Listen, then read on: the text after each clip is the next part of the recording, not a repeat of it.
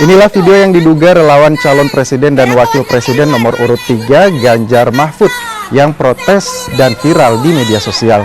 Relawan kesal lantaran hanya diberi uang transport Rp10.000 dan tidak mendapatkan jatah makan siang saat menghadiri kampanye Ganjar Pranowo di Makassar beberapa hari lalu. Atas viralnya rekaman ini, tim pemenangan daerah Ganjar Mahfud Sulsel angkat suara. Pihaknya menyebut tidak pernah menjanjikan uang ke relawan. Tim hanya menyediakan voucher pengisian BBM saja dan juga makan siang gratis. Bahwa adapun yang terjadi di berita itu tidak benar.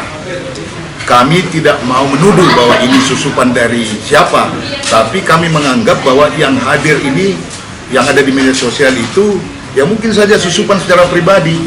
Karena kami di tim Ganjar, baik oleh tim pemenangan daerah maupun partai pengusung, itu tidak pernah menjanjikan atau tidak pernah melakukan sesuatu berhubungan dengan uang. Bahkan kemarin yang hadir di Apersil itu adalah kader-kader dan relawan. Sehingga kemarin karena kader dan relawan, kita hanya menyediakan ke mereka itu untuk pengganti transport saja, itu dalam bentuk bensin atau dalam bentuk voucher.